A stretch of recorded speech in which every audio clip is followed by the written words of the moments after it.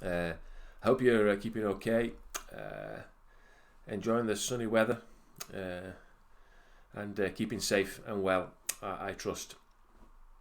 I want to read to you in the second of our Isolation Inspiration videos some wonderful words from Psalm 121. I lift my eyes up to the hills. From where does my help come? My help comes from the Lord, the maker of heaven and earth. He will not let your foot slip. He who watches over you will not slumber. Indeed, he who watches over Israel will neither slumber nor sleep. The Lord watches over you. The Lord is your shade at your right hand. The sun will not harm you by day, nor the moon by night. The Lord will keep you from all harm. He will watch over your life. The Lord will watch over your coming and going, both now and forevermore.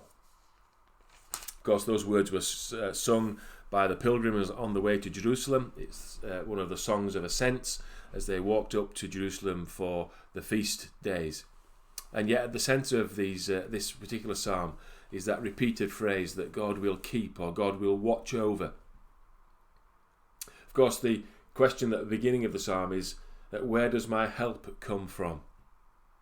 In these days, we've seen quite a lot of people respond wonderfully well to the requirements or the requests for help, both at a national level, thousands, hundreds of thousands of people responding to be NHS volunteers, but also at the local level. And I know lots of you have been helpers or indeed have been helped in recent days, and it's wonderful to see people helping one another.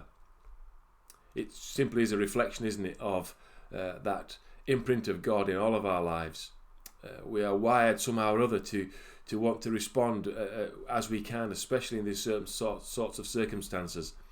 And it reflects the fact that we are made by God and we are made to reflect God in the way that we interact with those around about us. But this psalm reminds me that the key help, the key form of help, the key helper, the key keeper, the key watcher over us is not a government, as good as their help has been. It's not the banks, as good as their help has been.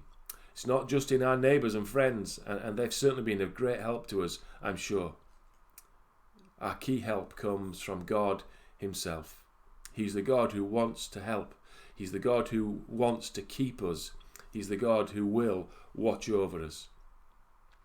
And how good it is to remind ourselves that he won't let our foot slip, because he will not slumber. He neither slumbers nor sleeps.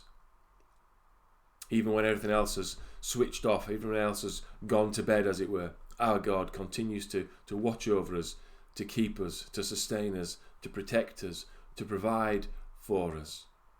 And although it may be difficult to understand quite what is happening at the moment, and although there may be those people who are wondering, where is God in the midst of all of this? We are absolutely assured that our God is where he's always been, sovereign over all, ruling over all, and more importantly, watching over all. Not watching from a distance, not keeping himself at arm's length, but actually watching and keeping and waiting and caring and supporting and helping close at hand, through the hands and feet of others, perhaps, but overall, he is in absolute control. I trust these words are an encouragement to you today, to inspire you, even in the midst of these difficult circumstances, that our God is the one to whom we can look for our help. So keep safe, and keep well, and keep looking to Jesus. Keep looking to him who is our helper, our very present help in time of trouble. God bless you, and we'll speak again soon.